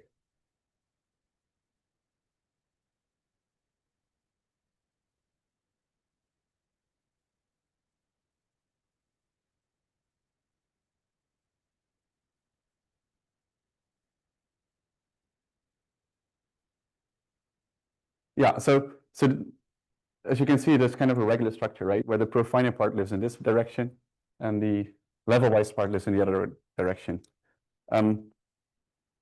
So it might be useful to go to a new frame where it decouples entirely. So in new frame is the following. It's cosine phi E1 plus sine phi E2. B2 is negative sine phi E1 plus cosine phi E2 minus E1 E3. And B3 equals just E3. So this is the dual frame. Right now I'm translating to brackets and anchors to make the distributions more explicit instead of derivations. So in this case, our algebra will decouple R3 over R infinity cross S1 cross R decouples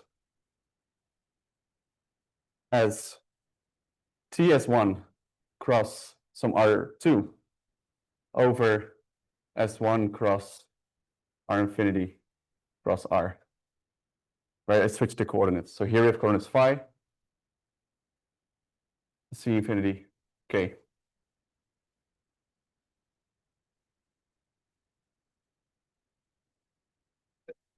What is this TS1?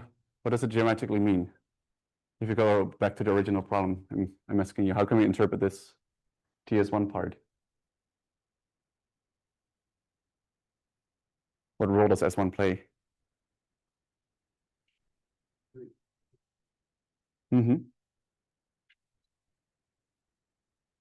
Exactly. Yeah. So the TS1 plays the role of the circle action on the frame bundle, the structure group of our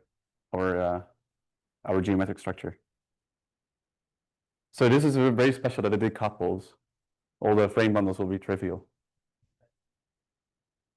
Oh, I mean that it's a product algebroid. So if TS1 is an algebroid over S1, and R2 is an algebroid over R infinity cross R. So rho of B3 equals d phi. So that's the action, the circle action. And then rho of B1, that's actually pretty nice. It's dk plus and some infinite sum because still a profinite vector field. Fk dck. This one is level-wise profinite. The fk's only depend on C1 to ck. So this is a level-wise profinite vector field that we can integrate by integrating it level-wise. The one that's left, rho B2 equals k equals 1 plus infinity, ck plus 1 d of ck. This vector field is purely profinite. It's also the example we saw last time, right? We discussed last time. So we know it's integral curves.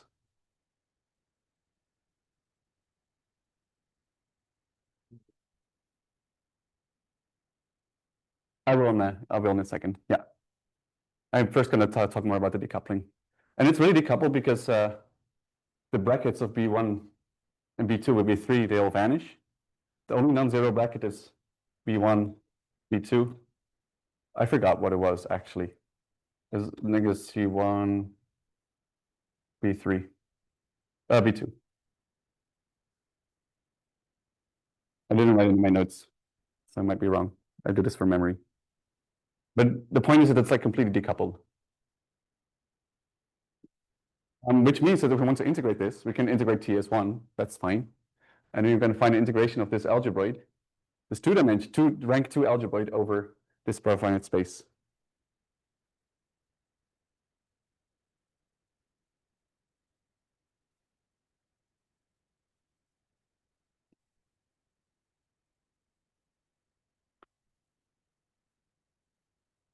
Okay, there are two types of things we can study from the profinite algebroid. We can look at the rank or the isotropy. The isotropy encodes symmetries of our solution. So if our isotropy is higher dimensional, we have a we can expect to have a higher dimensional isotropy group. What's the rank of the algebroid over the algebroid over the rank 2 algebroid over? I call the space sigma infinity. What can someone tell me what the rank is? Oh wait, so yeah, sorry, the rank is effective on those two. What's the rank of the anchor? Is it 2? It's at least rank 1. What about this one?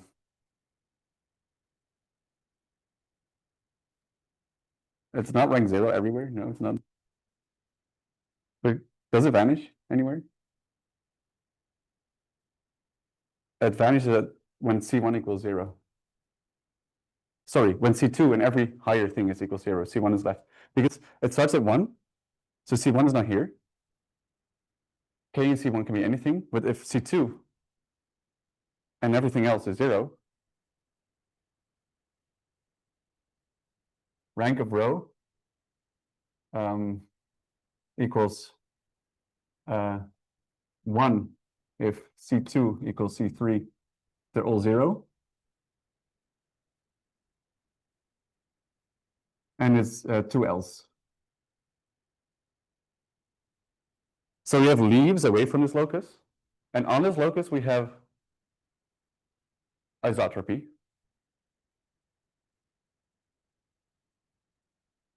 But this locus is a finite dimensional algebroid. It's a finite dimensional space. So we can restrict to the locus where the rank drops. And we get a finite dimensional algebroid. Finite dimensional locus.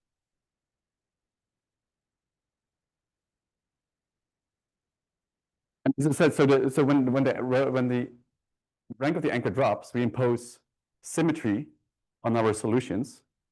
We impose that our solutions have one-dimensional symmetry. If you don't put any condition, we don't put symmetry conditions in our solution. So here we have a finite dimensional locus that corresponds to the geometric problem of surfaces with this satisfying the same differential equation. That's what we had. And the additional problem is one-dimensional isometry group.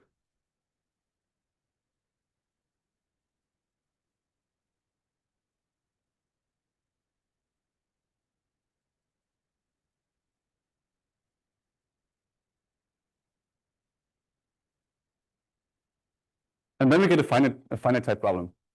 And this algebroid can be explicitly integrated.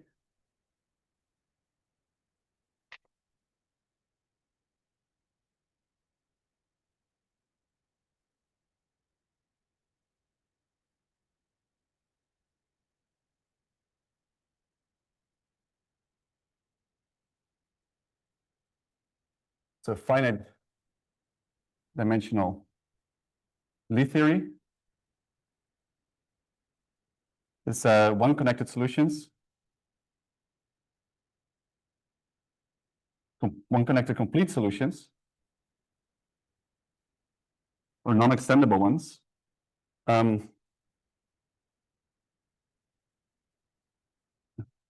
They correspond to source fibers. of groupoid.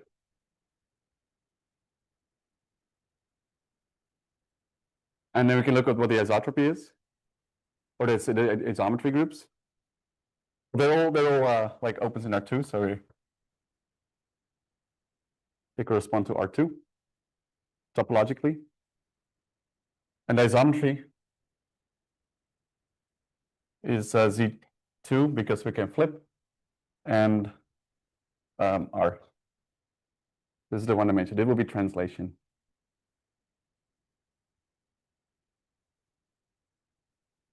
That group, that. Oh, that group of icons. It's actually yeah. For each solution, you get this as the isometry group. If you take the one connected component, do we get the Z2 in there? No, I don't think the Z2 comes as a symmetry of the groupoid. So the isotropy of this groupoid of the simply connected groupoid will just be R. And then there's a symmetry of the groupoid that also induces symmetries of our solutions.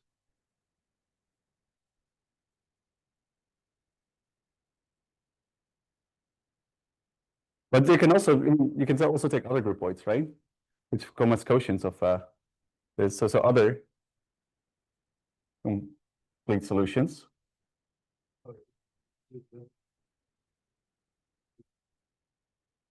Yeah, this R2 with the specific. It's technically open in R2. You take a contractible open in R2. That will be the leaves of this algebroid. If you want to make this, yeah, I'm not making this explicit right now because also time. I want to say one more thing about the locus away from the symmetries. But you can solve these. It depends on the solution of a Riccati equation, a Riccati ODE. Yeah, other level solutions you can obtain as quotients, so you can get cylinders with isometry Z2 S1 or maybe just S1 depending on your quotient.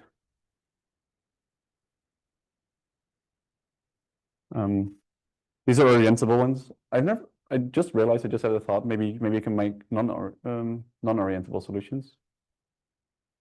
I think they exist too. So you have like a Klein model. I've never thought about this. Maybe there's a Klein model as a complete solution to this problem. That's for another time. Something not compact. Oh yeah. Yeah, it will be Mobius strips. Yeah, the cylinder versus a Mobius band. I think that can exist. And then the isometry would be S1 instead of but like going around the Mobius strip twice would be an isometry. Or translating along the I just realized this, so there might be Mobius solution, which could be interesting. If you look at whether it has to be orientable, this direction is specified, and to choose an notation would be to choose a positive direction orthogonal to this gradient. But it could be ambiguous. So there might be non-orientable solutions.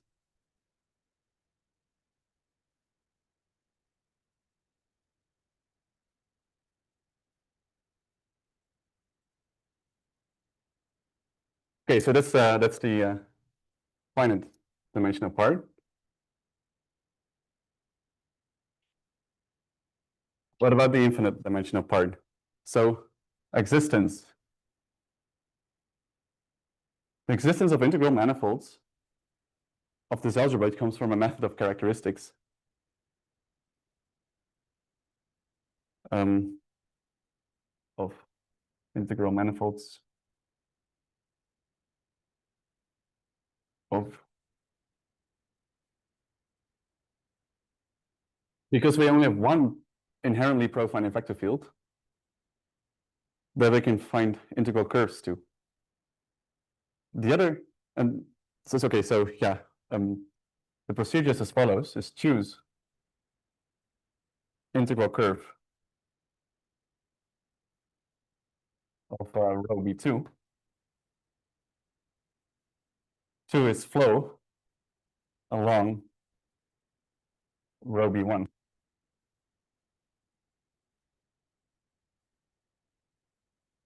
And then we get an integral surface of our, or an integral manifold of our algebroid.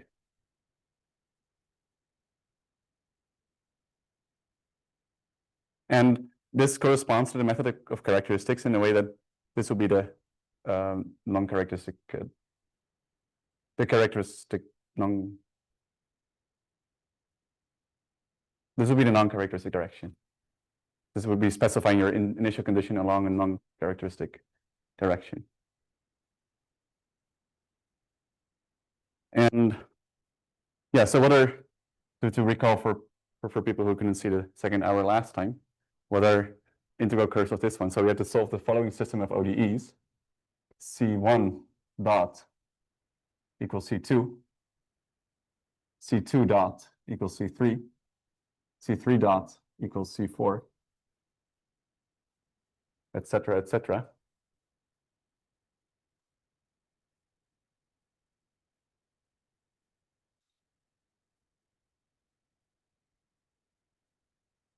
And the initial condition is like specifying the entire power series.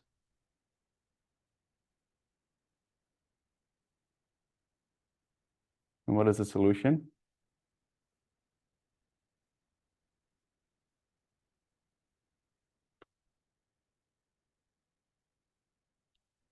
What if we try to write everything in terms of C1? C1 is just C1, C2 is C1 dot, C3 is C2 dot, is C1 dot dot. The CK equals the K derivative of C1 as a function of T.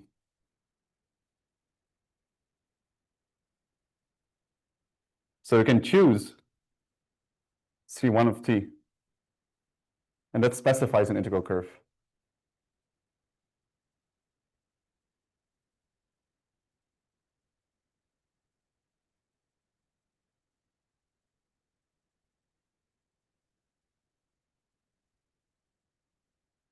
So if you want to, if you want an integral curve through a specific initial condition, you have to choose a function whose power series is the sequence of CKs, which always exists by Borel's theorem. It's not unique.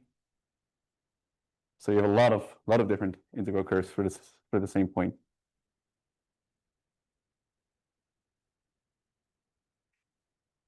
So there's a lot of non-uniqueness there. In fact, if you can try to look at the relation of integral manifolds, maybe on like one of the levels of like sigma k, and see which one can be connected by realizations or by integral curves. And this relation will exhaust every sigma k. So it will be if it's a manifold, it will have infinite dimension because it will project onto every level sigma k. Yeah, so that's kind of weird. I don't know if that made sense or was it too rambling.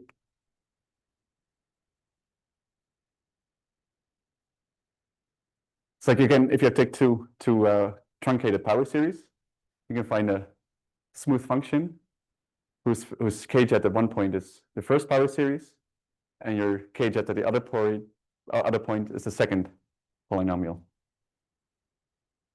That you can just interpolate between these. It means that you find an integral curve. So here we've like a projection all the CKs, right? Sigma k's, which is like RK plus R. And these are like the CKs and K by my function. So if I look at the projection points that I can connect with integral curves of my vector field, I can find an integral curve in C infinity that connects any 2 points in this RK.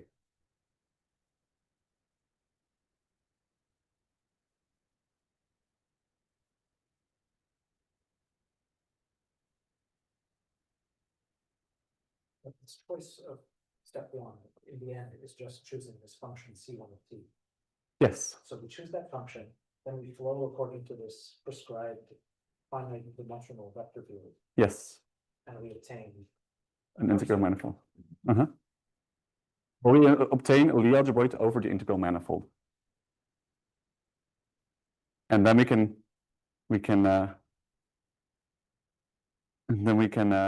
integrate the Lie algebroid over our integral manifold. So get a surface. Because if you choose C1 to be constant, you can look what the integral manifold, it will be. How do you obtain the surface once you have made this choice of C1 of t?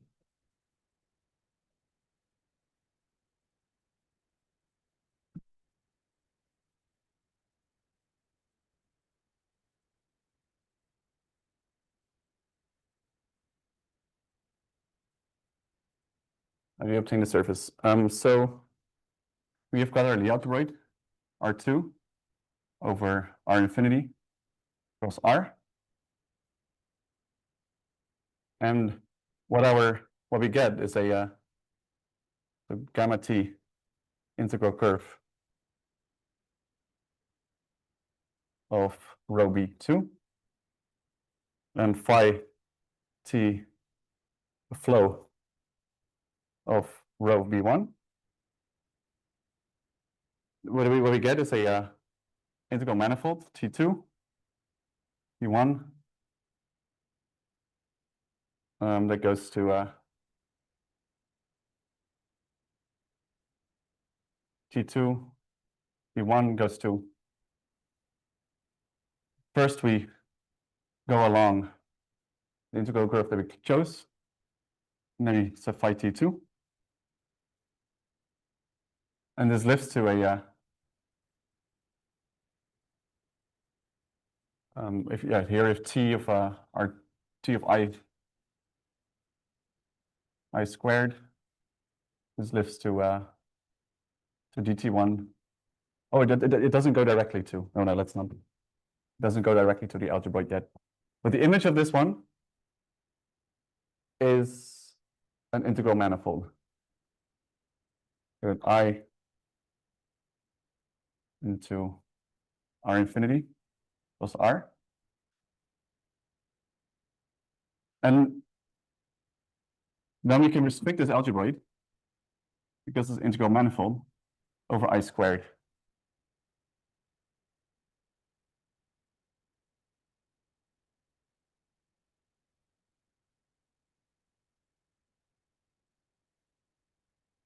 And that's the algebroid that we can integrate. And then the source fibers of this algebroid are our surfaces.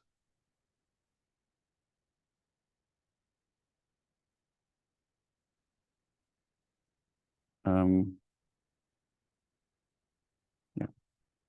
What happens to the t of S1?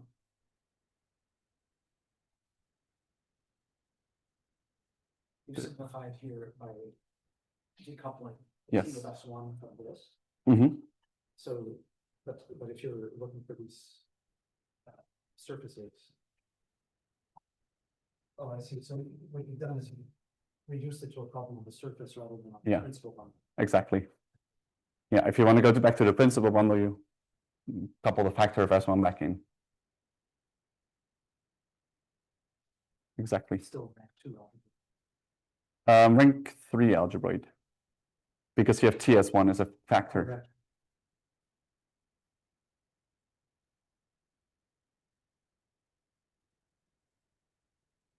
Yeah.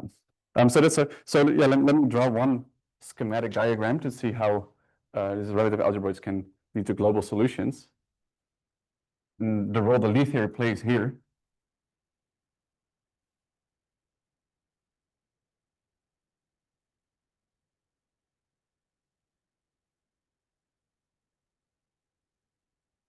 So if we find integral manifolds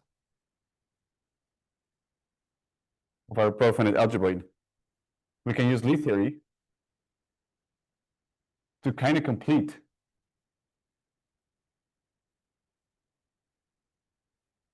we can get complete solutions, but only in the isotropy directions.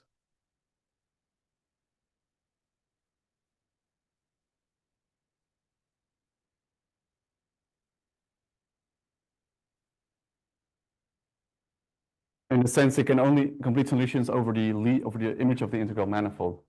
It's not everything. If you want complete integral manifolds, we need to, yeah, there's like analytic continuation, some sort of procedure. And in a sense, this would be PD extension theory, where you extend your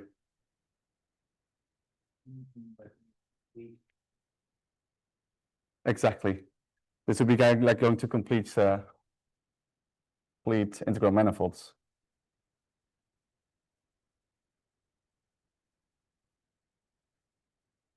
So if you can choose an integral curve of rho b2. You can also choose a maximal integral curve, a maximal analytic integral curve, and there's a unique maximal analytic integral curve with an issue condition your convergent power series. That's where analytic continuation comes into play. Then you have to solve along this integral curve. You have to solve an ODE. And you want to solve it maximally, like to maximal time. So that's ODE extension theory. And that's how you can find your complete integral manifolds. So here we got maximal integral manifolds. And of course here you can use Lie theory to like global solutions, maximal solutions.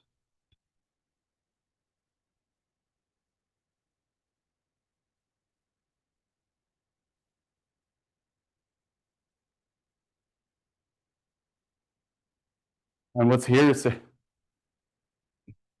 don't know what's here. This would be like a very example specific way of starting with a local solution, matching it together to some sort of global solution to extend the local solution to a global one. So in a way, yeah, you're working with the entire structure rather than just a smaller leaf. So this is kind of the role that Lie theory plays in finding the complete solutions for the profinite algebroids. So yeah, there's still hard stuff, right?